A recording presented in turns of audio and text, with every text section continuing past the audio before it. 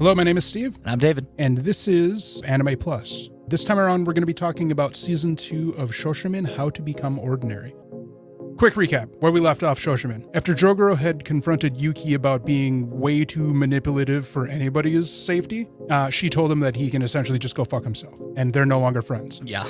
And so the last episode ends with Watson and Sherlock separating, and both of them getting respective dating partners. Yeah. So this episode kind of drops us back into the world of Shoshimin. Yeah, it was very abrupt where it's just like, Yep. You remember the first season, right? Poof. Yeah, here we go. And we are really following Yuki's boyfriend, this man named Urino, who is a first-year student that is also a member of the newspaper club with Kengo. And in the discussion with the club for how they're going to proceed with the following installments of the newspaper, he comes up with this plan to investigate what he sees as serial fires that are happening throughout the area. And kind of starts going through a methodic process, as Shoshimin is apt to do, where he and another one of the members of the club start exploring the different incidences that they're aware of. Yuki is still eating lots of desserts, but instead of being with Jogoro, it's with Urino this time. And one of two times we see Jogoro in the series. The first one was at New Year's, where Yuki had spotted him with his girlfriend at the beginning of the year shrine visit, Hatsumode. And then we see a flash of him at the end as the episode escalates at the end, where Urino and a couple other people have now stumbled upon an active vandalism. Arson, yeah. The van that the girls who kidnapped Yuki in the previous season had used to kidnap her is burning in a field in the middle of the night. And that's when we also get a flash of Jogoro, because Jogoro seems to maybe be nearby too. Hard to tell. Yeah, well, in that scene, he does come up and he's literally like, "Oh fuck." No, I thought that was Urino. No, that was Jogoro. Oh, was that Jogoro? Yeah, okay, that was Jogoro. Because remember, Urino has red hair. I guess, yeah, he does. That dude had black hair. That was Jogoro. You're right. Okay. And it wasn't his friend either, because the facial structure of Jogoro and his friend are completely different. No, that was Jogoro who showed up at that, and that's why it cut there was someone else too, though. Right, that was the black-haired friend. And he was letting Urino know, and Urino was texting Yuki. Yes. Because Yuki was out shopping or something. Right. The big part of that was it's hinting very heavily that Yuki might be doing this. Oh yeah, because to help Urino out. I think she is doing this so that her new boy toy has, something to do. Because that's kind of what she did with Jogoro. That is kind of what she did to Jogoro, yeah. She manipulated events to get him to be the Sherlock. Yes, you're correct. Oh, she's so that's evil. That's why there was that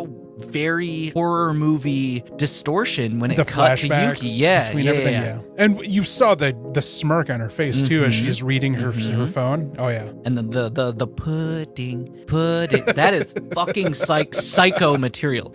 Yuki is a fucking psychopath. She is a bit of a sociopath, yeah. Not even a sociopath. She's a fucking psychopath. So that was the return to Shoshimin. And it did not hesitate. I thought it was gonna be slower like the first season. Yeah. But they're just like, 100, let's go. It was so good. I was so invested in it. I'm glad I'm giving it a second chance. I was convinced that I was never going to like this show. Sure. And I gave it that rewatch, and I'm just like, you know what? In one sitting, it's a lot better. The first season together, you catch the links between each episode better. Because it honestly, the whole thing was kind of just one contiguous connected story. The one thing I could say about the first season that maybe would have made it better for me is if it was a movie. I can see that. Or like it was longer episodes. Oh, sure. And they did like it as a mini and they series.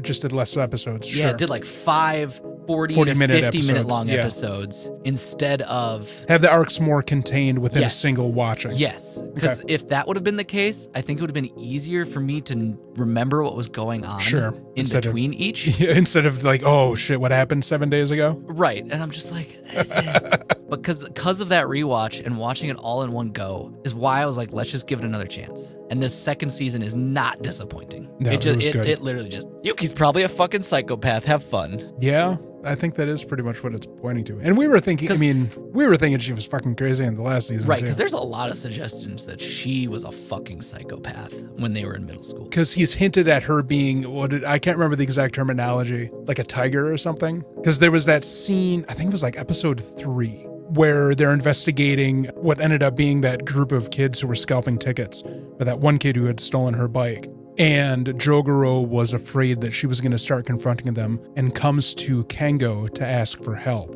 And that's when he starts talking about, or hinting to Kengo about her psychopathicness. Yeah, that her reputation in middle school was a bit problematic. No, I'm convinced she's a psychopath because she's doing all of this as like a weird way of showing her care about somebody, which does fit more in the definition, I guess, of psychopathic. Yeah. She's doing this because she cares and like knows how he's kind of feeling about being like wanting to make his mark. Yeah. And that does show empathy. With Urino. Yeah, that shows empathy. She doesn't have a lack of empathy. Sure. But she's doing it in the wrong fucking way. Like the super wrong fucking way. And all the shit she did with Jogoro. She probably doesn't recognize the wrongness within what she's doing. Right. And that is the same thing with Jogoro too, is she did this whole like kidnapping thing because she felt bad for him. No, I still think that the kidnapping thing was her way to ensure safety from a girl that she was threatened by. Well, yes, but also she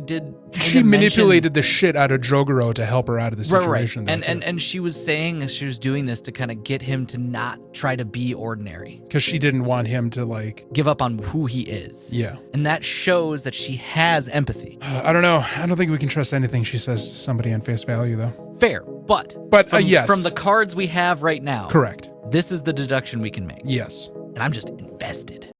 We are talking about Shoshimin Season 2, Episode 2 for this particular episode. This week on Shoshimin, pick up immediately where we left off.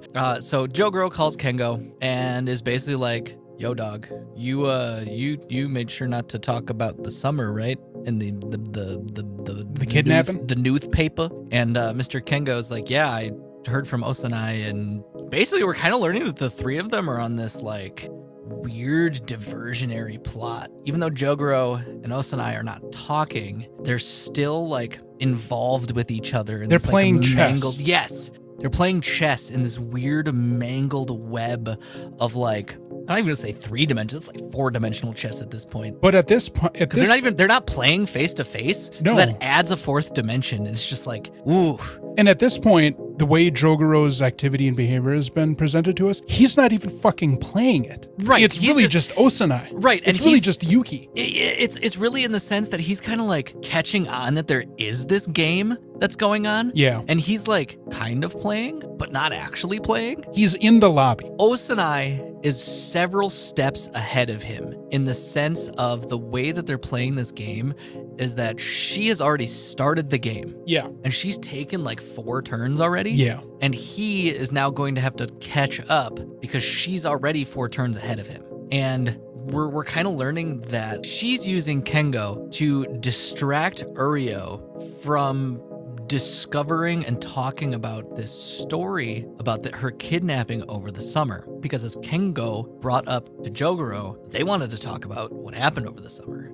Osanai and Kengo are trying to distract Urino from talking about the kidnapping that happened this summer. And Jogoro's kind of getting like roped along now that Kengo has brought him up to speed on what's happening. And I think with Kengo sending Jogoro the plate from the van is now Jogoro playing the game. Jogoro had reached out to Kengo to get the photo of the license plate from the van that was involved in the kidnapping to see if it matched the license plate of the van that's currently burning in front of him. Right. This is now his entry into this like game of 4-dimensional chess. Yeah. Because and poor Urino, he's just gonna be a pawn for all 3 of these characters. I don't know if his personality is strong enough to realize that he's being played by all 3 of these people. No, I feel like Kengo's going to do his best to protect him, as we saw in this episode in the first place. Fair, but also I feel like in a way Kengo's also playing him as a pawn too. Just using him in a more innocent way in the sense that he's using him as a face of the newspaper. In a way. I think Kengo's just trying to protect him. I don't know. if I was protecting somebody, I wouldn't have him go directly against a guidance counselor's request to not talk about something in a paper, which happens in the episode. We just didn't get there yet. Urino is presenting the articles that he's writing about the investigation of the fires over this consecutive months to Osanai to get her approval. Yes, because he wants her Her approval, approval, yeah. but he also wants there to be a level of intimacy in their Yeah. relationship with each other, because as he's talking with his friend, he's talking about how there's just no connection. Yeah. They've been seeing each other for a year and a half, or half a year, and they don't even hold hands. They don't really hang out much. He doesn't know where she lives. They don't hang out on weekends. Yeah. And his friend is like, Bro, you gotta step be up. assertive, bro. Yeah. And his paper entries are him trying to be assertive. And when they're going out and getting a dessert where she has a creme brulee, he's kind of like, what do you think about this stuff? Like, he's direct. He's like, tell me about this. What do you think? And she gives more detail and description about the dessert that she loves than all she says is that's impressive to his paper, showing that she's not really invested. And I don't think Homie is realizing this. No, but her talking about the qualities of the creme brulee is really allegorical to what she's manipulating and doing. Well, that too. But she's also just not invested in him. I don't know. She's not invested in him. She pats him on the head and says, "Good boy." She's using him. And she's been. When has she not used anybody? She's psychotic. Yes. And anyway, the episode wraps up. Oh God, how does the episode wrap up? He's obviously also doing this because he's getting a lot of attention from his classmates because of the articles, because he keeps over this, I think it's like a 3-month period, they showed these different articles. He's accurately predicting where the next fires may be, which Osanai is definitely the person feeding him this information. Right. And then the guidance counselor thing happens where he and Kengo, being the head of the newspaper club of sorts, I think he's the head at this point, Yes. get dragged in and get dressed down by the faculty member and telling them to stop. And that's when Kengo says, do your final article. You have to explain how you're figuring out these predictions. He's never explained in his articles how he's coming to these conclusions. Then we cut to the day in the life of Jogoro and his interactions with his girlfriend and how she's trying to train him to not have her do things that he did with Osanai. And they end up back at his house enjoying some of his family's traditional Japanese sweets. I don't know what's going on. I understand her standpoint, but I'm trying to figure out what her goal is. Yeah, I don't know what her goal is either. And then we get the final segment where Osanai is meeting with Urino, and she hands him a list of locations with one highlighted, which presumably is going to be the space of the next fire. And the final scene is her going to one of the previous ones that was a bus stop that was set on fire, and she's, I would say, lovingly caressing the wound on the plastic bench. She's a sick fuck.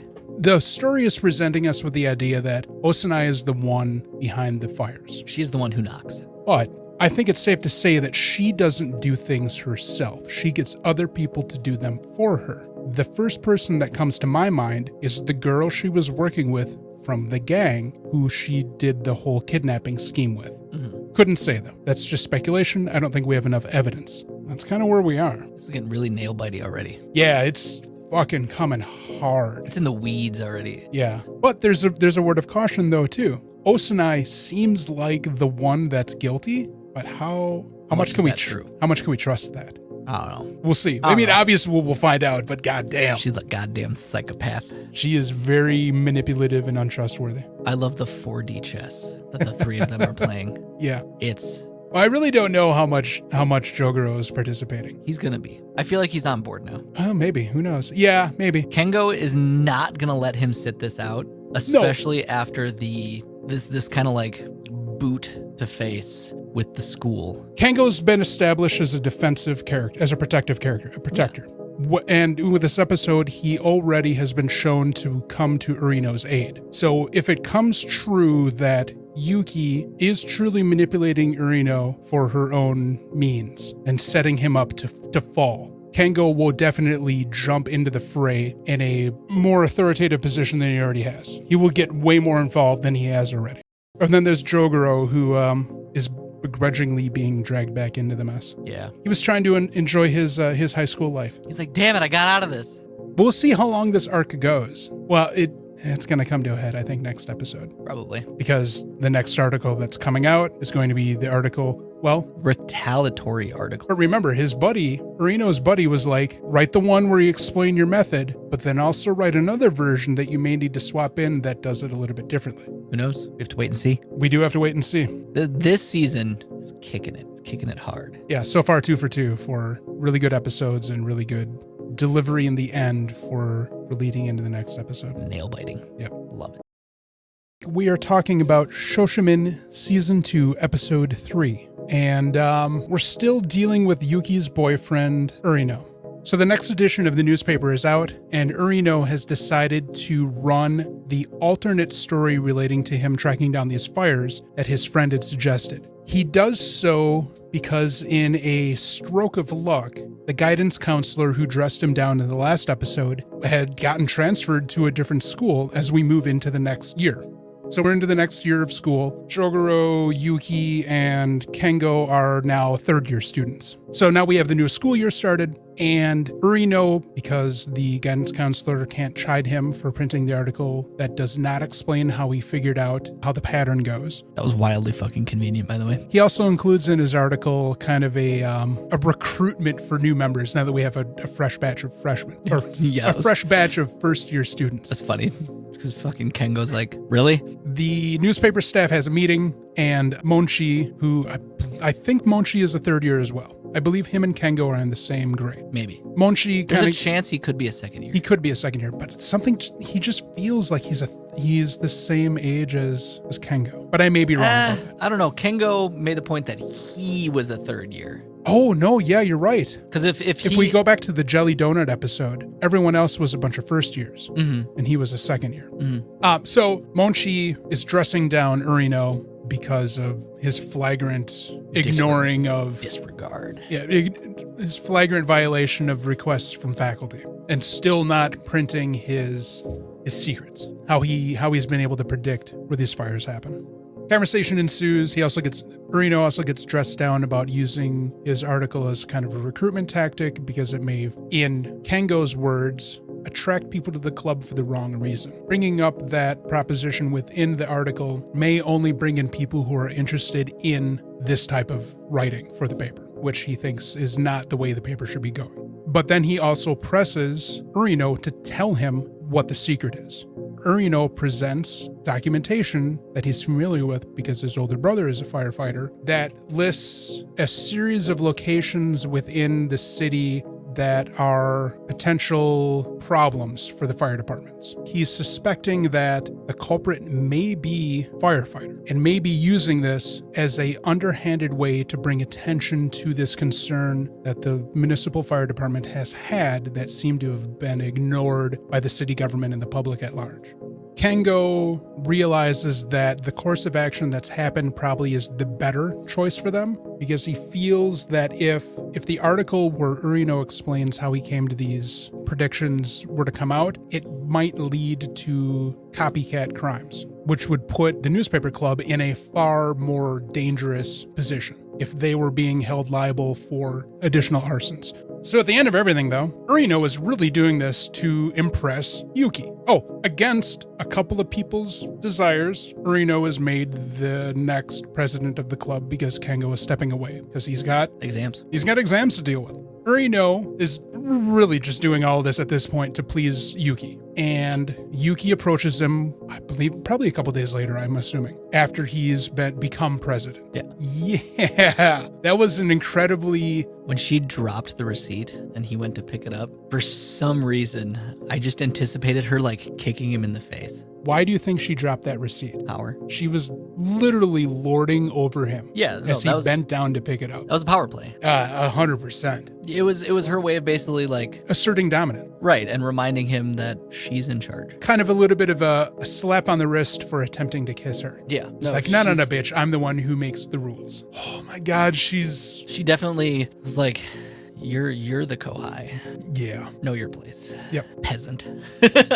Urino's drama aside, we cut to Kengo and Jogoro doing a deep dive into everything that's been going on. I laughed when he calls Kengo and then it's like, oh, never mind, hangs up. Oh, yeah. And you hear Kengo go, fucker hung up on me.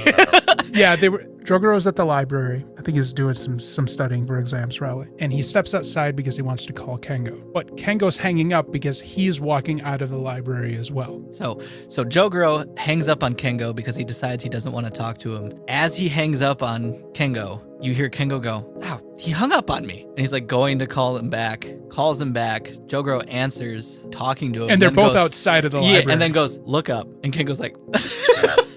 Yeah, because Jogoro... I love the exasperated look Kengo has, like, fucking really? Yeah, because Jogoro knew that Kengo was there, and Kengo didn't realize it yet. And Jogoro's like, bro, come on, just pay attention. They pretty much do a debrief. Yeah. On everything that's been going around with Urino and the fires. Jogoro explains to Kengo why he wanted the picture, and everything's kind of, certain aspects seem to be tied back to what happened during the summer with the kidnapping and everybody's involvement in that. Yep. They end up coming to the conclusion that Yuki is probably responsible in some way to these arsons. And so they go to talk to one of her classmates, where they find out a couple of interesting things. One, they find out that Yuki and Urino are a couple. And the other thing they find out is that Jogoro's girlfriend has a couple other boyfriends. Yep. So Jogoro is now in this very interesting and complex position about the two women that he's been close to. They're all manipulative. Fuck. Poor Jogoro. My God. Apparently there's three of them, because she makes a comment how there's a third one now too. With it that his girlfriend is seeing. So like there's a college guy, him, and then an underclassman. Someone else in school. Yeah, I couldn't remember the name exactly. Though I'm wondering if that's true or not, and maybe just hearsay about her. I don't know. Maybe. Something manipulative. Because everybody knows they're dating. Yeah. I don't know. That girl seems like she doesn't like Jogoro's girlfriend, so it could just be... It could just be malice. Yeah. Like, it's like common high school shit. Like, of course. Did you hear the what's-her-face? There's fucking 47 guys at school? Like, correct. Yeah. You know, that's not physically possible, but... It's interesting how well Yuki has hidden her relationship with Urino for the past 6 months. Or actually longer now at this point, I think. That both Kengo and... Jogoro hasn't really been around Yuki at all, so... They did kind of agree that they were going to completely stay out of each other's business. Kengo didn't even pick up on anything. They've done quite well to... Or at least Yuki has. I'm sure Urino is more than willing to be out in the open about his relationship. It's interesting how much Yuki has obfuscated things for everybody. But that's just her nature, isn't it? Manipulative, controlling, and underhanded. Yeah. No, this show is ramping it up to 4,000. It is, yeah. This episode definitely cranked up the tension more. It's setting up a payoff that needs to be as equally tense and interesting. I'm still wondering if Yuki does have a partner, if it is that girl from the gang that she wrangled into helping her with the kidnapping plot. Monchi is also a big suspect for me, too. I think because they mentioned that he knows Yuki. That's right. And I think he's being so aggressive with Urino to try to cover his trail. Hear me out now. Kengo had no inkling that Yuki and Urino were an item. Yeah. And then we're presented with the idea that Jogoro's girlfriend, unbeknownst to everybody, is 3-timing. Yeah. Could that have been a tip to Yuki double-timing Urino with Monchi? Maybe to throw them off Monchi's trail? I don't know. So maybe that girl's in on it too. Because Monchi has been super aggressive towards Urino as far as we've ever seen. For the entire season. Yeah. He's just been very adamant against anything that Urino suggests and does, which could be Yuki manipulation, perhaps? I don't know. We'll just have to wait and find out, right? But oh my God, it could go that deep and be that complex. Maybe. Could be. I don't know. And again, I love the idea that Jogoro just doesn't deny when anybody says that him and Yuki were a thing, which from our perspective in season 1 is not necessarily the case. Yeah. But that also brings into mind, how did Jogoro view their relationship? I don't know. The way he behaved with Yuki doesn't seem any different from the way he's behaving with his girlfriend. So maybe he did just consider it as a relationship, as a dating kind of scenario. Maybe. I don't think Yuki did. I don't think Yuki even considers what's going on with Urino as a romantic thing. I don't know, maybe. She's crazy. I don't know about crazy. She does everything deliberately. She is manipulative and underhanded. She's poisonous. Yeah. Strong female character. We like those. Yeah, but not when they're not for strong evil. in a toxic sense. She's very toxic. We don't like any of it. Toxic characters are typically not ones we like to put on pedestals. I do still like my comparison to Jogoro and Yuki as Sherlock and Moriarty. Yeah, I think that's becoming even more of a reality. I feel like that comparison fits the bill a little bit. I think you're right, yeah. A Moriarty Sherlock motif doesn't have to follow exactly Sherlock and Moriarty. No, not at all. But you can definitely see the parallels between Sir Arthur Conan Doyle's works and the author of Shoshimin with Yuki and Jogoro's relationship, which is beautiful. I love it. Especially now that Yuki is playing so many different angles. Today we're going to talk about episode 14. Let's get into it. This week on Shoshimin, we get a look into portions of the show that we haven't looked at yet. First off, we get an extended look at Urino as president of the newspaper club and how he has basically turned it into like this sweatshop of a newspaper production. He has gone full dictator mode. He has reshaped the newspaper into his own vision. He shaped it to his new empire. If we're to take that the shots of he and the other second-year student whose name I don't think I ever paid attention to, with the new crop of freshmen or first-year students, as to indicate that is the entirety of the newspaper club now, that would mean that we've lost two other members that probably should still be there. Yep. One being Monchi, and then the girl who I don't know if we've ever met her. I'm sure we've had her name. I just do not recall, unfortunately. Probably. So yeah, it looks like we've had a little bit of a downsizing in the newspaper club department. A little bit of a shakeup. Under the tyranny of Urino. After that, we get a look on him out on patrol with the rest of the newspaper club at well after midnight, even though there's a curfew in Japan. Urino decides that he's going to use the forces within his control now to patrol on the day he is suspected the next fire will be within the two areas he suspects the fire will take place. And lo and behold, he was right. One of his little lackeys reports a fire. He quickly skirts over. After he gets off the phone with Yuki. Phone with Osanai, who says something to him while a train goes by, and then quickly goes, "My battery's dead." Click. Which very much sounded like she was hanging up on him on a landline instead of a cell phone, because cell phones don't go when you hang up. He quickly skeets. He comes upon the site of the arson. No arsonist in sight. And suddenly sirens start going off. And he's like, shit, it's the fuzz. And starts taking pictures of everything to quickly collect as much data as he can. And tells everyone to scatter, like cockroaches when you turn a light on. To which everybody scatters and nobody seemingly gets caught. And then we cut to Jogoro and Kengo talking to the other newspaper club member. Yep. And are basically like, "What's Urino doing? Good. They dismiss him, and Jogoro pulls out the fact that the information dude has is like 6 years out of date. Oh, the information that Urino is working with the points of interest. Yeah, he's like, "Hey, yo, I did some research myself. Dude's information is like 6 years out of date." They kind of like, yeah, it's kind of sus. And then we get this nice extended view of Jogoro and his girlfriend Tokiko out on a nice date. Given the information that we had received last episode, where apparently she is 3-timing him, that entire date was tense.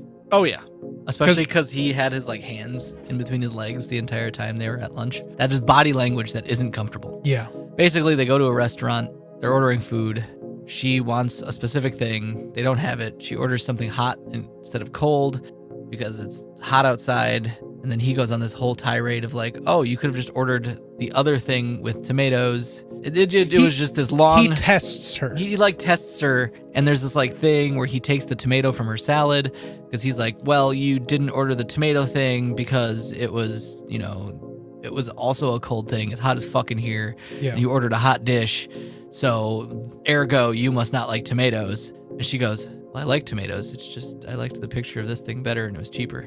And then she asks him weirdly about forgiving her for things. And I'm just like, bitch. Yeah. She's like, "If I did something mean to you, what would your response be?" That was a really tense conversation. It was. Then there's just one little snippet at the end of the episode. That was the manufacturing of the next edition of the newspaper. Yeah. They where the other dude is finalizing it. And then Urino looks at his handiwork and goes, "God damn, I'm gorgeous." And then the episode ends. So, given we do not know the contents of the conversation that Jogoro had with this other senior member of the newspaper club. I can only assume then that him taking on the finalization of that edition of the newspaper is tied to the conversation that he and Jogoro had. We don't know the contents of that conversation. It will probably come to light next episode in relation to changes he may have done to the publishing of that edition. Right. The net is being set, but a couple of nets are being set. And I think the most dangerous one is going to be Yuki's, because she knew what he was doing. It's not going to take brain surgery level knowledge to figure out what he's doing, because he's told her about all of his concepts and ideas anyways, and I'm sure she's fed him plenty of information that has helped him along the way to get to his conclusions. And then we have the greater net that Jogoro is laying, and then now we have a net that he's laying against his girlfriend, and she's apparently laying a net against him. There's a lot of moving pieces suddenly within the narrative. Walls are going up everywhere. Shit's getting intense. Lines are getting drawn. People are building forts. It's going to be good when this comes to a head. There's going to be nuclear warfare. It's going to be a lot of fallout. I can't wait for it. People are going to die. I don't know about that. Well, tonight might kill somebody. I wouldn't put that past her, honestly. I wouldn't put it past her either. She's unstable. She's scary. I think this is one of those where once we know the conclusion of the story, we can come back to this one and pick out the hints and the clues and the details. But there was so much exposition that was given, which is good. I enjoyed it. It's hard to predict what's going to happen next right now. I also like that the displacement of whenever Jogoro is having like a breakdown of mentality. When he's going into his thought palace? That his character is the only one, when he's having his little thought palace thing, is where they change locations when they're talking. When they end up outside? I like that's a nice touch. His thought process does that, whereas no one else's does. And it shows that he's still the main character. The point in the story where he did that with his girlfriend was also symbolic to show her the clues he picked up as they were outside of the restaurant that fed him all of his conclusions. Because he was pointing out the displays talking about the summer special for these cold pasta dishes. Yep. Whereas the other ones seem to have been more just symbolic. Yeah. Instead of evidence gathering. Right. Because the one with Kengo, they're just on a bridge and Kengo's looking out over the water. Because Thought Palace has gone to that bridge a number of times. Yeah, they've been to that bridge a lot. Yeah. That's his happy place. Yes. There was an interaction between Urino and Yuki on that bridge earlier in the season as well. There was. Which, of course, felt very symbolic. It did. You think she's really cheating on him? I don't know. Maybe. Especially with the half-ass excuse that... Oh, she's got studying to do? Yeah. And how Jogoro suggested that it was with family. And she kind of yeah. Like she already had an excuse to give him and decided that his excuse was good enough to roll with. Yeah. And her leading questions about how mad he would be if she ever did something mean to him. Testing the water, perhaps.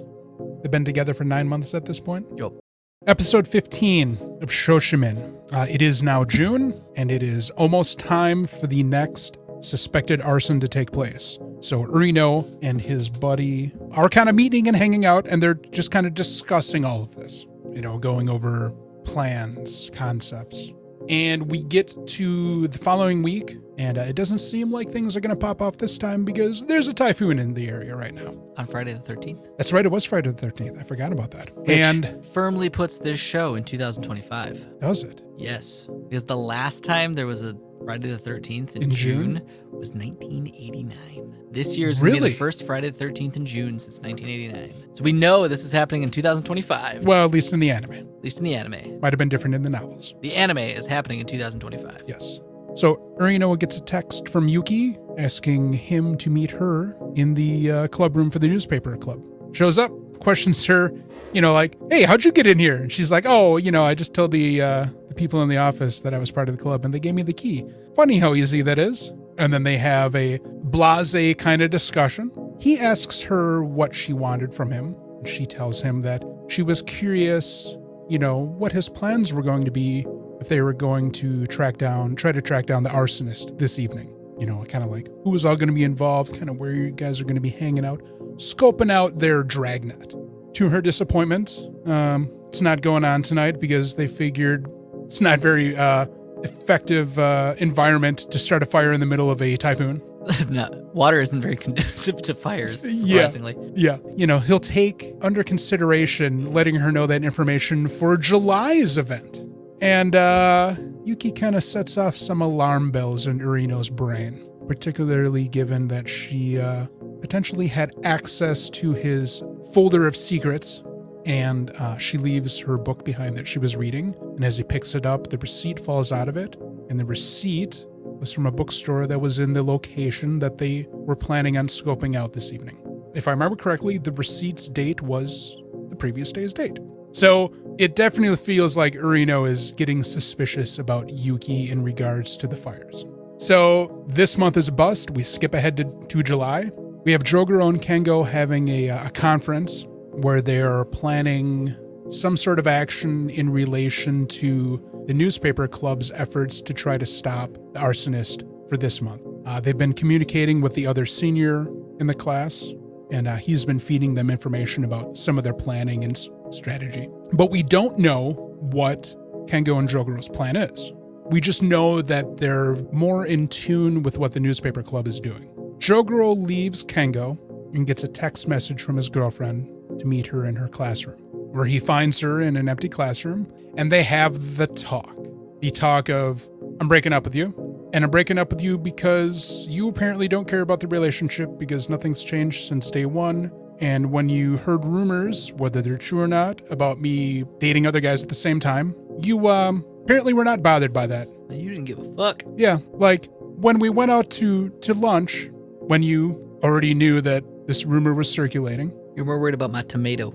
Now, I've dated guys before that have been kind of into that thing, but I think it's because you don't actually care. So she breaks it off with him, and he continues on with his existence as he always had, and now apparently he can just focus all of his attention on the fire thing. So that night, a fire breaks out, but for whatever reason, assumedly something to do with what Jogoro and Kengo have established, the newspaper club has not succeeded in finding the arsonist. And when the newspaper club reconvenes back at the school, Urino begins to formulate plans for catching the culprit. And he's pretty sure he knows who it is. And I'm assuming that I know who it is in reference to Yuki. Oh, yeah. Kengo and Jogoro are already well convinced at this point that Yuki is, if not the one doing it, the one responsible for it happening. And it's feeling like Urino is kind of on the same page. Except we've been there since day one. I'm just kidding. Yeah. The tension is building even higher than it did last episode. The tension is rising, yes. Yeah. It's there. We've reached the point of climax. Next episode might be the climax. I said that last episode. Right. Though. No, I think we're about to achieve release. I think we are, yeah. There's going to be a nice finish. Then we're going to smoke a cigarette, and then we get, the next arc. So, Osanai's prison arc. Part of me wants to say that this show is not straightforward enough for the culprit to really be Yuki.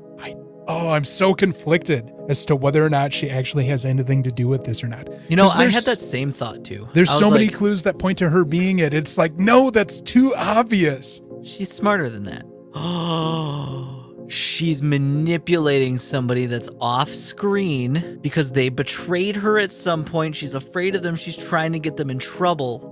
And she's just doing what she did last season again. Well, like I said, if it is her and she's having somebody doing this for her, to me, the likely scenario is the girl from the gang that she was working with in the kidnapping plot. Right, to finally seal off that fucking... That whole history. Yeah. There was a lot of talk in this episode about the timeline that these have been going on. They've been going on since October. It was October of the previous year. Mm-hmm. And with the idea of if these truly are being based upon that list of trouble spots relating to all of the fire stations within the municipal district, there should only be 12 incidences of arson. Yeah. So it's been 10 months and 9 incidents only because month 9, June, was delayed due to typhoon. Yeah. Yuki and Urino's relationship, as well as Jogoro and Chikipu's relationship, all began in September. I can't remember what her name is. It's fine. It doesn't matter. They broke up now.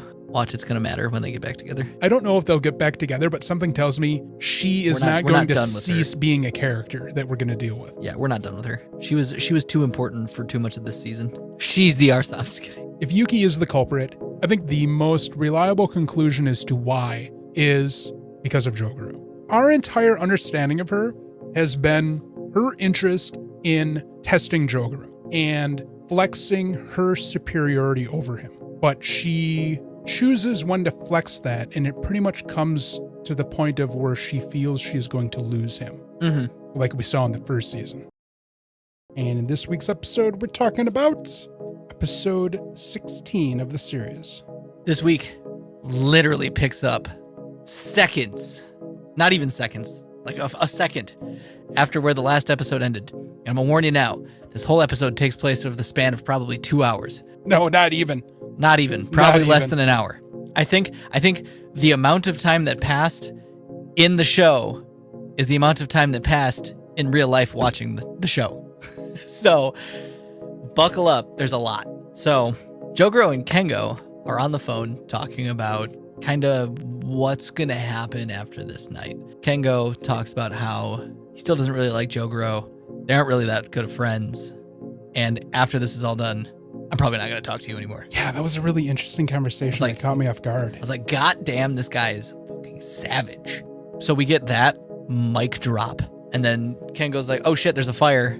Jogoro's like, I'm close, I'm going to go. And he hoofs it over.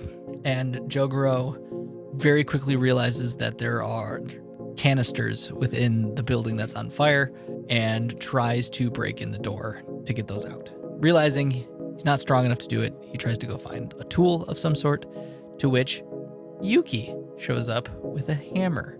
And going full-on psycho mode, she breaks down the door, grabs out the jugs, and her and Jogoro kind of have a laugh about the whole situation. Jogoro kind of does small talk with Yuki and is like, yo, one question. She's like, all right, shoot. Did you get taller? Yeah. Oh my God, yes. That is literally how like my brain translated into English. Like, yo, did you get taller? Oh my God, yes. Girl, thanks for noticing. And so that happened. And Urino is like... And that's the first time they had any that we're aware of personal contact since the previous year. And it then cuts to Urino behind them like, my chump change? And we very, very quickly get him being like, Yuki, wait. And she fucking books it, leaves Jogoro behind that we're aware of. Yeah. And we end up getting the confrontation. Urino chases Yuki to the playground and basically lays all of his cards on the table like, boom, you're the arsonist. Lays out everything and is like trying to Sherlock Holmes it, like, yo, this, you purchased the book on this day, you were there at this one in May, you know, you did this thing in June, and I'm just like, yeah, I was convinced he had her by the balls. And she just keeps going like, okay, keep going. Yeah, keep going. I'm like, hold up a minute. When she kept saying keep going, I'm like, she's not the arsonist. Maybe. If anything, she knows she's smarter than him. So he's like laying it all out. She's like, all right, you done now? All right. She full dicks it. Offers rebuttals. Here's where I was. I have, text messages that prove things. And then she just tears into his masculinity. Like, you were smart, but not smart enough. And you could definitely work on this thing and being more devious and manipulative. And I'm just like, she emasculated this guy. You know what I was thinking the entire time they were having a conversation? What? There's no way, regardless of the outcome, that they're going to be girlfriend and boyfriend anymore. No fucking shit. First, we saw the breakup between Jogoro and Shikibu. Yeah. And now this episode, we're seeing the breakup between Urino and Yuki. And there's definitely a lot more devastating? Yeah. At least one side. Well, yeah. Anyways. Yeah. She basically did the, you're cute, and then fucked off. Well, he fucked off, and then she goes... Oh, yeah. And then Yuki goes, it's all clear. Jogoro pokes out. Episode end. Yeah, because she knew he was there. I mean, there was no way he wasn't going to follow anyways. Right. I still think she has something to do with the fires. And I don't think she's 100% innocent, but there was the one point where she goes, you need to be more suspicious of people. Because she offered for him to look at her phone to check the text messages for her one alibi as to how she got the book, saying that it was a friend of hers. We know that bitch ain't got no friends. She ain't got no friends. she might. She bought that book herself. She's lying, and she knew she could convince him enough where he would trust her. And she then pointed it out. You shouldn't be so trusting. You should have actually looked at my phone. This was nothing but a gaslight session, I think. I bet Joe Girl's gonna be like, you lying bitch. Oh yeah, be like Joe Girl's gonna be like, here's how it really went down. Amateur hour is over. I'm gonna prove you wrong, and then she's gonna be like, you got it wrong too, my friend. She did destroy him at the end of first season. She did. Evil. She's gonna be in charge of the Yakuza one day. She is, man, is she a problem. She's gonna unify all the Yakuza clans. They will be her samurai.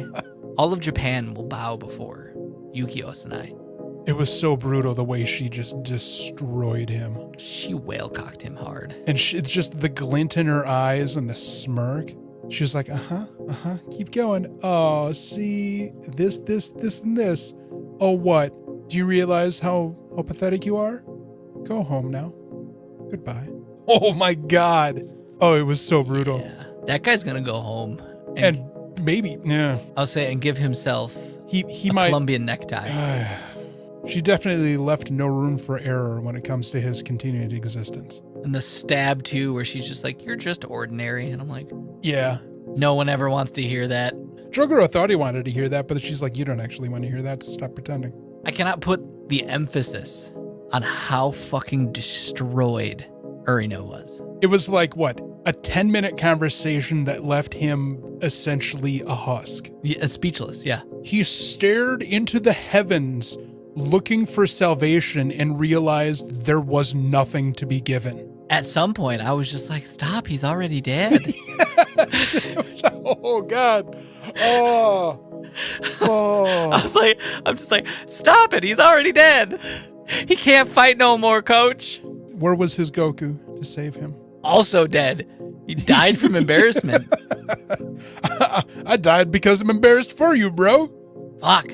Oh, my God. She burned him so hard, his ancestors felt it. Yeah, very much so. And then now she's going to face down Jogoro, who might also be demasculated next episode. Or he's been like honing his detective skills.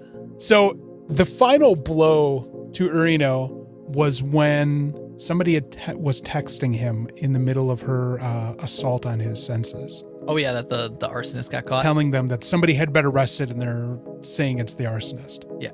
I wonder if we will know who that is that got picked up. We may not. Oh my God, it's Kengo. That's why he says he won't see Jogoro. That's why he cut off all contact with Jogoro after this? Because he's the arsonist. That'd be a pretty lame twist, to be fair. It would be a lame twist, but... Very lame twist. Urino needs to transfer schools. Easy as that. It's not like she did it to him in front of everyone. No, I would transfer schools. She did it in front of Jogoro. Jogoro obviously saw this whole sad affair and was like, God damn, I'm glad that's not me. I would transfer schools. I'd be like, yep, I can't face anybody after that. And the fact that she was like, everything you are is because of me. We knew that she was working behind the scenes. Yeah, but he didn't know it. She laid her dick on the table and was like, I'm the reason you got to do the article in the first place. What you got to say about that? So fucking good. Just absolute perfection. Yeah. This show is this season. Imagine if the first season was just this hard hitting. I know. We are talking about episode 17 of Shoshimin, How to Become Ordinary. So this episode is largely Jogoro doing the great reveal about how he pretty much figured out everything regarding the serial arsons. What it boils down to is, well, they laid a trap. They had worked with the other member of the newspaper club and wanted to narrow down who could be the one causing it because they figured it has to be somebody from school because they're literally just being told what to burn down with every single issue. The plan that Urino had been working off of was very specific and only showed up one time in their annual reports, and it's just convenient conjecture on his part. So there's no way that can be feasible. So what they did working with the other senior of the newspaper club, is they edited a minuscule detail of the location for the next suspected case per each class, so they could narrow it down to a class, knowing that it obviously had to be a second or third year based upon when the crimes started. After doing this just once, they figured out what class it was, and then led to the conjecture that there is a person in that class who is very close to Urino, and that's the target. So this entire time we've been like, it's Yuki. It's not. It was Urino's buddy. Yeah, we're stupid. They never officially said who got taken in for questioning by the police. Right. But this entire arc has pretty much been the buildup and then destruction of the mentality of Urino. Yeah. He is now an empty husk of uselessness. Yeah. He got very full of himself and then was utterly decimated from multiple angles. So Yuki and Jogoro bury the hatchet and resume whatever the hell their relationship was the first time, which, given how Yuki was talking with Jogoro about her relationship with Urino, she obviously did not consider her previous friendship with Jogoro as anything other than a friendship. Mm-hmm.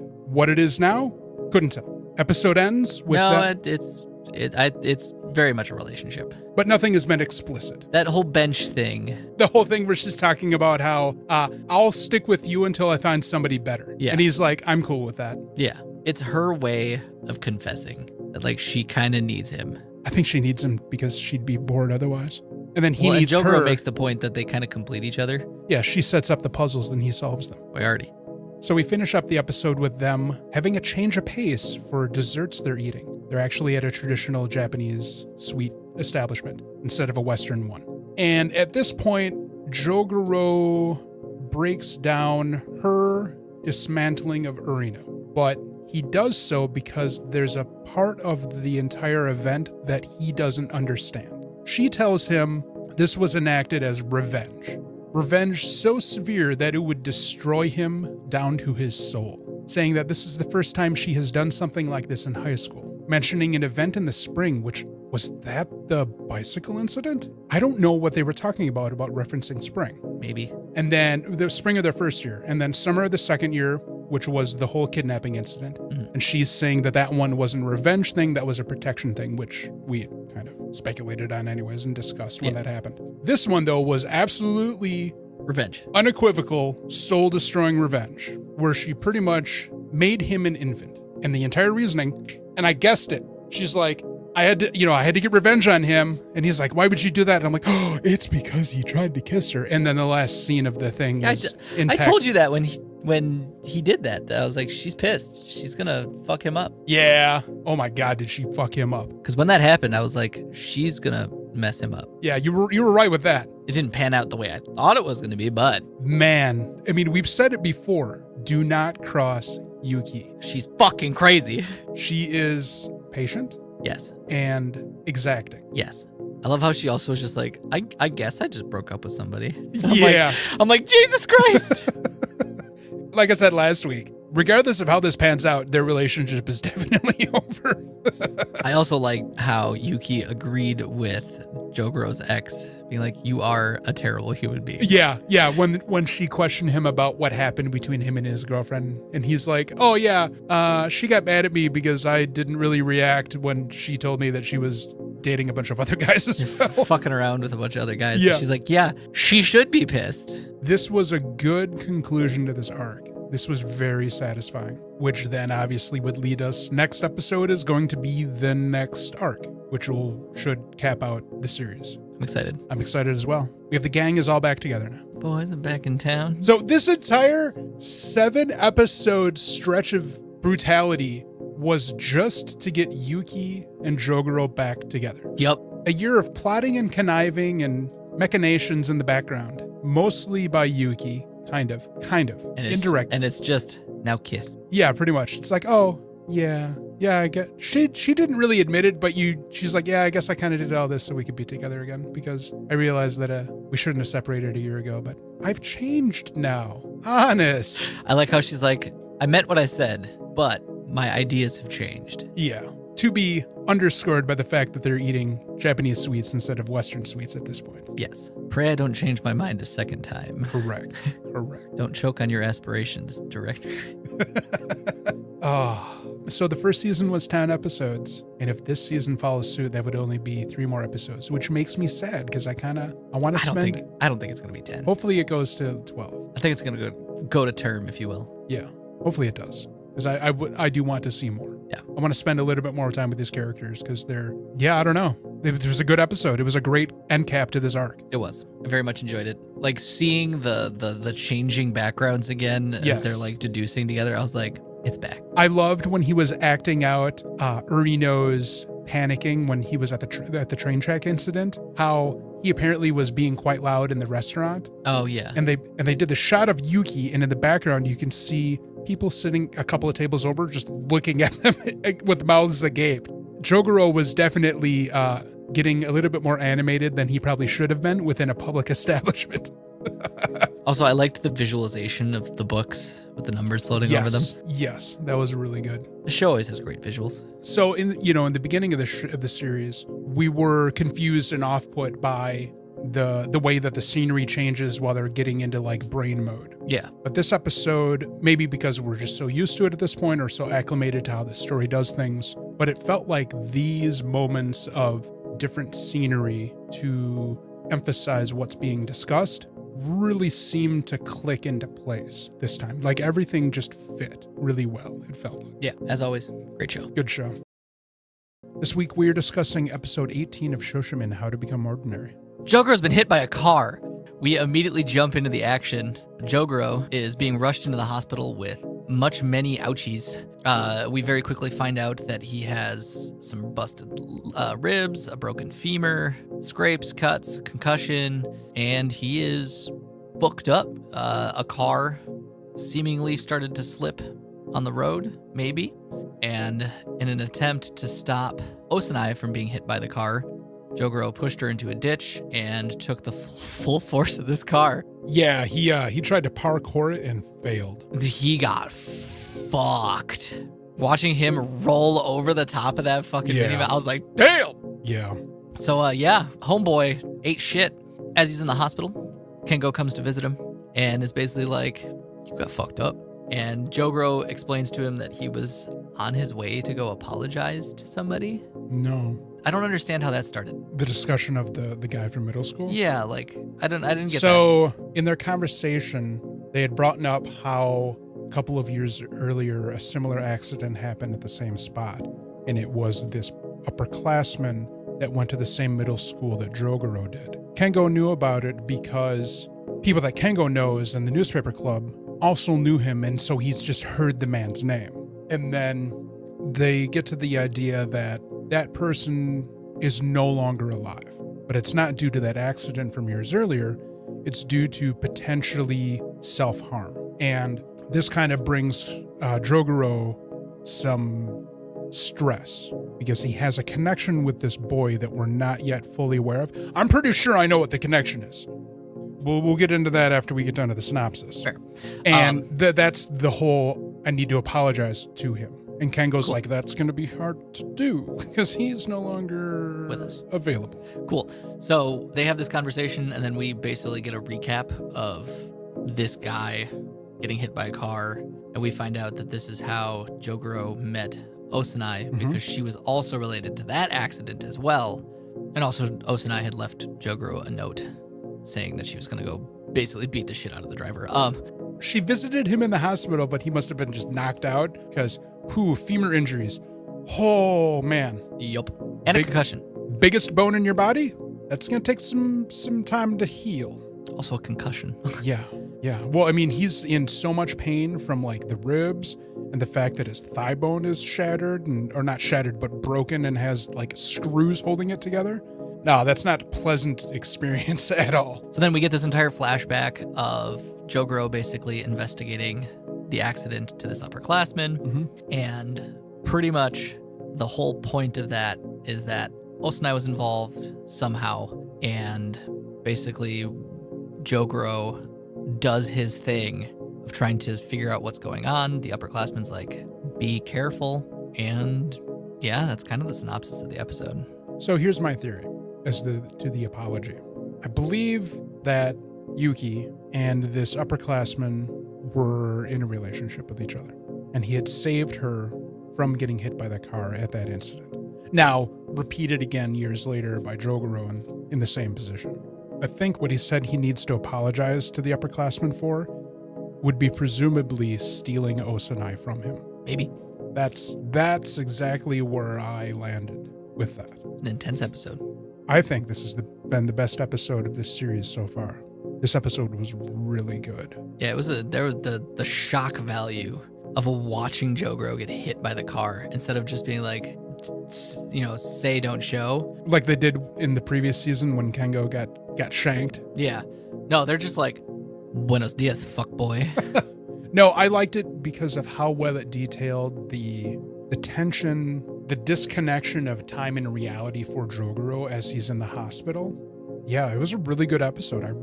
The mystery is interesting. It was easy to pick out a lot of the hints and clues with this episode. We've said that before and been very wrong. Yeah, I don't know. It was good. It was really good. The whole interactions between Jogoro and the people that he was interviewing, the other upperclassman who was very uneasy, the one who had witnessed the incident.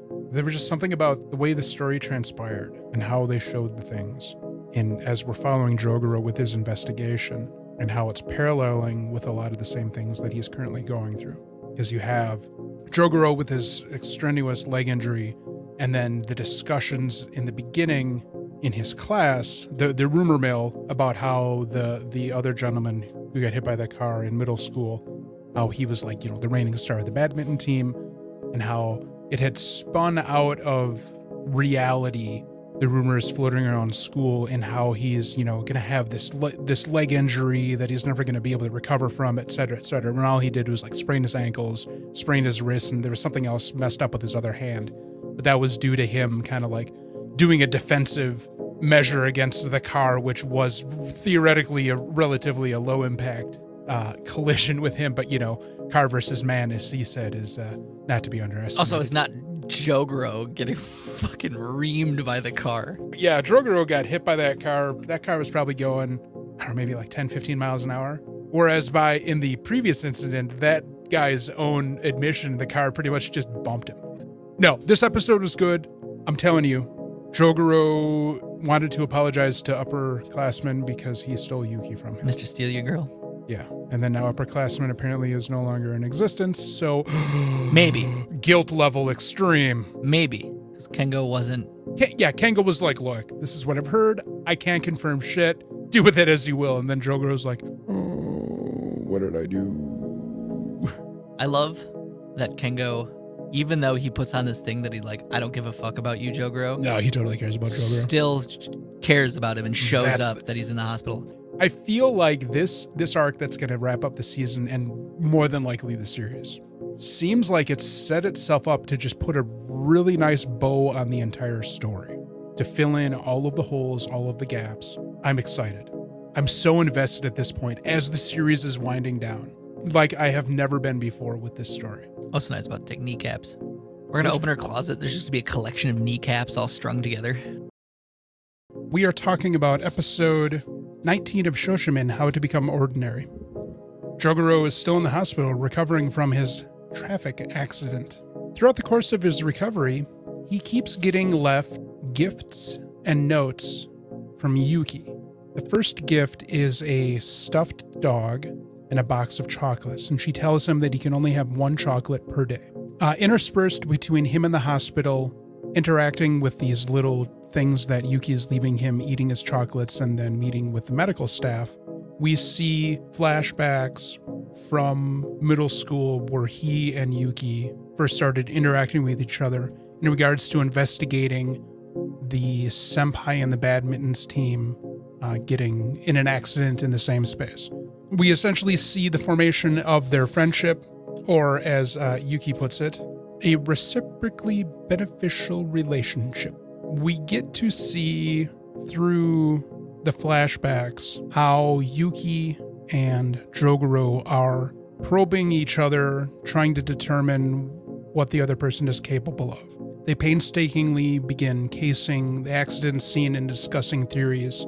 More so, they're trying to find the person who hit the senpai, to the point where Jogoro's first outing with Yuki is as silent muscle as she coerces a classmate whose family runs a convenience store nearby to give her copies from the security footage. She learned from that first test that Drogoro is willingly compliant to orders, as she praises on him for being a good dog. I wonder why she left him a stuffed dog. Honestly, there's not a lot of really vital plot that we need to discuss with this. This was really an exploratory session about the nature of their relationship as they're investigating this previous accident, interspersed with a second mystery that's unfolding, it appears, in regards to Yuki's communications with Drogoro in the hospital. And the episode ends with him getting a note where she's asking him why he can't see her. I was really confused. I really like this arc. Yeah, me too. There's so much complexity and things that appear to be hidden, but I don't know if they are, especially with this episode. I even kind of backtracked a little bit a couple of times to see if there was something I'm missing. There's got to be clues that are being dropped that are leading to this greater reveal that I don't know what it's going to be. The thing that I was confused with, though, in the previous episode, we had come to the conclusion that the older gentleman who got hit by the truck, van, bus, whatever, the K car, we know that he was with somebody else. We had jumped to the conclusion that it was Yuki. She's trying to play it off that it wasn't her, that she was on the other side of the street, is how I'm understanding it. Mm-hmm. So their mystery has shifted now to they're trying to figure out why the guy who got hit and then the other older student who Drogoro was questioning and was being evasive appear to be colluding to protect something, someone's identity, or perhaps the reason why this other person was with them. I still want to say it's Yuki, but maybe that's wrong. I don't know. We'll find out when we find out, I guess, is the answer. The show makes me want to try to solve the things before we get the solution. Yeah. The thing that is interesting is Yuki appears to be delivering him things at night, which would understandably be outside of normal visitation hours, which would mean she's in the hospital as well. I don't know. It didn't appear that she got hurt in the accident. Yeah, I don't know what's going on. So we have two mysteries. Well, three. We have the primary mystery of who hit Drogoro and why. Then we have the parallel mystery that's the same thing 3-4 years earlier, which is also explaining to us how Yuki and Drogoro became acquainted. And then now we have this mystery of what's actually going on in the current time between Yuki and Drogoro, and how and why is she leaving him all of these things in his room as he's recovering. I suspect the reason she told him that he can't eat all of the candies at once is because there's another note, perhaps underneath the tray of the chocolates. Oh, maybe. Like the minute she said in the show, you can only have one per day, I'm like, there's something there. There's a reason you want him to not burn through it right away. As far as we've ever seen, neither of them do anything carelessly. Right. Everything they do has a purpose and a point. And that's the first and only thing I thought about as to why she told him to not eat all of them at once. Yeah. And then there's the whole thing with the discarded orange that the janitor had found that evening that Drogoro apparently had not eaten, which would probably be Yuki's doing, I would assume. I don't know. It's suspicious. We are episode 20 of Shoshimin, How to Become Ordinary. Shoshimin this week, it's beginning to unravel the mystery of what was going on with the older kid from their middle Here's school. the thing, too. They're all third years. I think we were misunderstanding something about how they were representing his status within the school. They're all third years in middle school. Oh, okay. Well, Anyways, so the guy from the badminton club, the like golden child of the badminton club for their middle school who got winged by a minivan. Yeah, a K-car minivan. We're starting to unravel why he maybe got hit. We find out that he was indeed walking with somebody. However, it wasn't Yuki. We find out that he has a girlfriend who's on the badminton team from an ancillary source that wasn't initially interviewed. From that, we find out that he had a charm on his backpack. However, his girlfriend didn't have one, and he had removed his charm before some big tournament thing that they were both going to be at. We see that Osanai is basically being the listener to this conversation while enjoying a sundae. And from this, they realize that they need to go and re-interview the kohai of the badminton star. So they both go and they interview this underclassman and quickly find out that he was not walking home with his girlfriend. And we also find out and get an actual representation of why Osanai ended up falling off the street. The car looked like it sped forward to also try to intentionally hit her and then peeled off. So the chase is on. We're starting to get like a lot of heavy information as to Osanai's involvement in this. And it might be something intense because this is not the first time that somebody has tried to hit Osanai at this levee. I had brought up the idea that the van from the incident 3 years prior looked a lot like the van that was involved in the kidnapping scheme. Yeah. Past Jogoro suspected that there is information that Osanai is withholding from him in relation to the incident. But as she plays everything real tight. She never wants to freely give information. Jogoro and Osanai take this younger student to a store for uniforms because he had mentioned that the girl was wearing a school uniform, and have him look through all of the middle school uniforms while they have this conversation that Steve was just referencing. And he basically tells him that none of these are really the one that she had. And Osanai has the idea to have him go check the high school uniforms. They find out, as he points out, that the uniform the girl was wearing was from a high school, not a middle school. And the plot thickens as they find out that this badminton superstar might be two-timing, which Jogoro very quickly insinuates that he might be cheating. Seems to be the theme of this season. Cheating. I think we're set up to believe that the badminton player, I think you are right, I think it is Hisaka, was a unintended victim of an attempt to hit Osanai. I think that's exactly what's being laid out for us, like just pretty bold-faced. But we won't know until she decides to play her cards. Right. And that probably won't happen until Jogoro fishes it out of her. Yep, which is the end of the arc. This episode is very, very, very, very good. I had a lot of fun. I enjoyed it.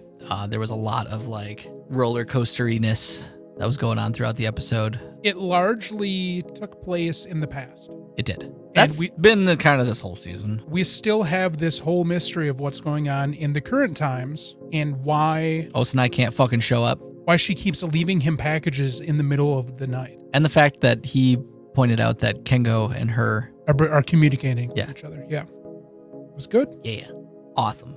Fantastic. Spectacular. Jogoro is like really chomping at the bit to get out of the hospital. Oh, fuck yeah, he is. He's like, can you just take me outside to his nurse? Front half of the time in his interactions with the nurse, I'm like, God, she really hates her job and just doesn't want to deal with him. And then the back half of it was, if she didn't have to work, she is considering helping him to like get out of the hospital momentarily. Yeah, I don't get her character. Everyone's really weird with him in the hospital. Yeah. Like the doctors that he's met with, his nurse that's been taking care of him, the janitor, they've all been interacting in very strange ways with him. Maybe Osanai was just like, it's gotta be Yuki's doing. If anyone fucks with him, I'm gonna kill all of you. He's something else. Maybe her family owns the hospital. No. Maybe her family owns the hospital. I'm pretty sure not, considering she lives in a small apartment. This is the 11th episode of the second season.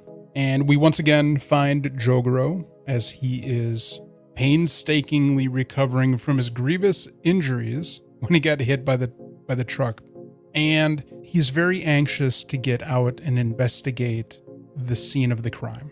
But due to doctor's orders, particularly given that his femur is, being held together by nails or screws, he really can't leave the hospital. The episode intersperses between current events and then the previous investigation that led to Osanai and him becoming acquainted with each other, dealing with the star of their badminton team getting hit by a vehicle on the same road. Honestly, we can just kind of speed run this. We find out why Yuki has been unable to talk with Jogoro face to face. Someone's been giving him sleeping medicine against his knowledge. So at night, when she sneaks into the hospital to talk to him, he is passed out cold. he finally figures something's going on and uses what he suspects is the delivery mechanism to water the plant in his room, as Yuki keeps telling him to do. Lo and behold, he is not knocked out and wakes up when Yuki comes into his room. And the two friends, though I think at this point, with how they reacted to each other after a couple of days of not being able to see each other, perhaps a little bit more than friends at this point. Yeah, I think they're lovers at this point. There was a lot of emotion with this 6-day reunion. She definitely gave off like, you're my hero vibes. I don't know about hero. So we find out that Yuki has been planting listening devices in his room. She's suspicious of things around him for some reason. And we find out that those suspicions were not unfounded as they go on a little midnight jaunt around the floor. And when they return to his room, they find a person standing there concealing their identity, only to quickly reveal the fact that it is the nurse who I commented on apparently doesn't like her job very well. No, she just doesn't like Jogoro. No, she doesn't like Jogoro because she is the mystery girl that everybody was trying to conceal their identity from the previous accident. So the mystery that we still have yet to figure out is what her relationship with the guy from the badminton club was. But apparently it was a significant enough of an event that perhaps her identity was exposed, that she has had this long simmering desire for vengeance against Jogoro. And they pretty much figure out that she's the one who hit him intentionally. And she was using knowledge gleaned from the previous incident she was involved in to aid her in committing the perfect crime, or what she hopes is the perfect crime. Mainly in the disposal of her vehicle after she hit Jogoro, taking hints from how the previous vehicle that hit, we'll just say her boyfriend, 3-4 years prior, was hidden in a similar manner. Yuki had figured out that she was going to stealthily prolong Jogoro's stay in the hospital to at least try to control his movements and who he can meet with until she can figure something else out to protect herself. She was going to fuck up his wound with a hammer. She was going to reverse some of his healing intentionally. This bitch crazy. She's everything we thought Osanai was. We also don't know what Osanai did at the end of the episode. Like what, because crazy lady was swinging the hammer and Osanai went to go block it with something. We will find out then in the next episode. I know, it needs to be Saturday. We jump back into a bit more of action with the story as we end the episode with crazy nurse lady who went through all these pains to hide her identity for her perfect plan of, I don't know, revenge on Jogoro for exposing that she was cheating. She was fucking a middle schooler. Given the fact that she is a nurse, and let's say she went through a 2-year program, she was probably a third-year high school student when that incident happened, I would think. I don't know. Yeah.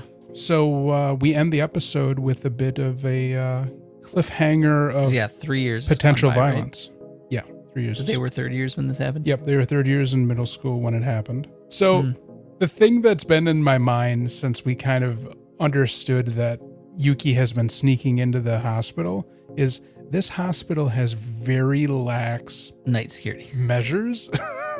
I'm sorry. Any hospital I've ever dealt with, if I was Yuki rolling Jogoro through the halls past the nurse's station at midnight, the nurse would have done something like, hey, wait, what is going on? Something would have happened. How does she keep sneaking into the hospital? Hospitals have security guards. Plot convenience. We'll have to let it slip, I guess. Also, you were right. There's something in those chocolates. Yeah, but it wasn't what I was thinking. Fair, but yeah, you were close. Osanai had originally put a recording device, and then she realized that wasn't going to work and swapped it out with a bug. With a bug instead. And Jogoro's like, I thought I had vanilla twice. Yeah, that was funny. There's also something with the dog that she gave him too. I think that's recording something as well. No, the dog was just to throw off the nurse's like. Is that what it was? Okay. Yeah, because the nurse got suspicious when she swapped out chocolates. So she brought the dog in as like a, oh God, look, I'm just giving my boyfriend gifts. Oh, this episode was so good. This week had a lot of adrenaline in it. There was a lot of tension. Lots of adrenaline rushes. we're getting a lot of the details that have been at the edge of our understanding. So the things are starting to fall into place as the story moves into its resolution. Great show. It was good. It was so good. We are talking about Shoshimin, episode 22, the 12th episode of the second season of Shoshimin, How to Become Ordinary. David, take it away. This week on Shoshimin, holy Jesus. The chase is on as the hammer-wielding nurse first gets pocket peppered by Osanai, and then we get this amazingly animated chase scene where Osanai is pushing Jogoro through the hospital, fleeing the nurse with the hammer. The chase ends up leading to a helipad on the roof where Osanai has called the police. They get cornered by Eiko. Osanai's like, Jogoro, distract her, the pocket Jogoro after pocket peppering her. Jogoro then starts just talking to her. He's like, why'd you do it? She's like, I wanted to fucking kill you. You're a piece of shit. You ruined everything. And Jogoro connects all the dots and realizes that Eiko is the badminton star. The one who got hit by the car 3 years previously. We find out that they are siblings from a broken home. Didn't we No. float that idea when we were brainstorming? I know we leaned into maybe she was his much older girlfriend, but didn't we even, I think you jokingly had mentioned maybe she's his sister at some point. Anyway, Jogoro connects all the dots, realizes they're related, and then she's gonna fucking beat him to death because she can before the cops arrive. And then her brother out of nowhere shows up. Yuki with the long schemes. Even though he's not dead, everybody thinks he's dead. Well, so in the beginning, but he's not dead. In the beginning of the arc, when Jogoro was talking with Kengo, vaguely talking about the things that happened in middle school at the school that Jogoro and Yuki went to. Yeah. And they had brought up the thing about the badminton star, the one who had gotten into the car accident that led to Yuki and Jogoro meeting. And Kengo had talked about he may have committed suicide, but he doesn't. He even said, I don't know for sure. That's just rumor I have heard from people that have talked about him. Yeah. So up until this point, we've been led to believe that he is no longer alive, which would greatly explain his older sister's anger to want to just run over the man that arguably could be seen as the reason her brother killed himself. Right. And we get this whole backstory about how their family's broken and they were trying to rebuild their family, but because of Jogoro's meddling, their plot got exposed. And they weren't allowed to see each other, which terrible parents. No shit. Jesus fucking Christ. They just want to be siblings. Quit being fucking assholes. Yeah. That was my whole thought process through that. Yeah. And then the badminton star's like, what the fuck are you doing? Why are you doing this? And then she breaks down and I assume gets arrested. The way that Yuki was talking with Jogoro, the cops did show up and took her away. Then we get this touching moment between Jogoro and the badminton star. And basically they apologize for some things, don't apologize for other things, and they basically leave on good terms, wish each other Happy New Year, and part ways, which makes Yuki cry. So this is the first time I've ever seen her shed a tear in my life. And this whole experience basically gives Jogoro this new outlook on life where now he wants to go to all these dessert places. And then he's cherishing something that he realized he may have just lost. Yeah. And then he makes fun of Yuki being like, you fucking schemed this all up, didn't you? And she's at first like, no. And then she starts laughing, going, yes. Then they start talking about college. And she's like, where do you want to go? And he said, Nagoya, I think. Nagoya. And he's like, but that's kind of fucked up now. In Japan, the school years end in March and begin in April. So he's pretty much missed out on at least, if not intensively studying for his exams, but he may have missed out on being able to sit the exam to try to get enrolled for this upcoming year. Right. And so he's then like, And then Yuki's like, I'm going to go to Kyoto. And he's like, I'll go to Kyoto too. And she's like, no, you're not. You hurt my feelings. I want to make you fucking find me. And then she's kind of touching. And then boom, episode ends. Yeah. It seemed like he got drugged again. She kept talking to him as he was passed out. Maybe she drugged him. Maybe. She even ate his candy. Bitch. She did eat the last of his, because I think at that point he was already passed out. Yeah. She even said, I'm going to let you have the last piece of candy, as she pops it into her mouth. She ate his candy, that bitch. No, she still does have that other box of candy, perhaps. She does. Maybe, unless she ate that too. Knowing how much of a sugar fiend she is. True. She probably ate that fucking thing. Episode 12 is the end. There it is. We didn't even know we were going to say goodbye to these two characters. Though it really did feel like the I end had a of the feeling. story. I was like, this is the end. That's it. We're done. But now I want a college arc. I do too. God damn it. Who knows? Maybe in 10 years. Yeah. The author will write 2 to 3 more light novels. Yeah. And then no, novels. Oh, novels? He's actually it's a full-on novel. Like a professional novelist. Okay. Yeah. So we'll get maybe a novel and a half. These are like YA youth mystery novels. Maybe we'll get like 2 novels. Who knows? Yeah, this was good. Very good. A very, for Shoshimin, high energy conclusion. She hit that elevator button. I'm like, what the fuck are you doing going to the roof, you dumbass? And I figured, she'd just play Ring Around the Jogoro on the helipad as they're waiting for the cops to show up. This hospital has no fucking security. It concerns me. Absolute zero security. And then I'm like, what the fuck? When they were running away from her through the hallways and they passed by the nurse's station and there's no one there. Yeah, I was like, what in the fuck is even that? Plot convenience. Yeah, you're right. It was really good though. Just the breakdown and the characterization of the killer nurse. Oh, wrong breakdown. Yeah, sorry. That show was so good. Show was very good. It was really good. Amazing. Kind of sad to see it going. Now I kind of want to do like a in my undies watch. Just binge through the whole thing. Yeah. Yeah, there you go. Oh, we missed that plot point. Oh, we missed that plot point. Oh shit, there was a clue right there. Potato chips, about 3 cases of beer. By the end of the series, they'll just be smashed. Be like, yeah. Kiss you motherfuckers, kiss. It's so beautiful. I don't know. You got anything else to say? I want a college arc. I kind of want a college arc too. Speaking of which, the season's done, but Anime Plus is not. We're going to be returning in July with Rascal Does Not Dream of Santa Claus. So let us know what you thought about the conclusion of Shoshimin. I kind of want to know what the book is that they skipped, like what happened. Murder. I suspect that these books may not be available in English though. All right. Well, thanks for listening. And heck, we'll see you next time where we are talking about not Shoshimin. We'll be talking about Rascal Doesn't Dream. And don't forget to like and subscribe. Hit up the regular podcast. Thanks again. We'll check you guys later. Deuces.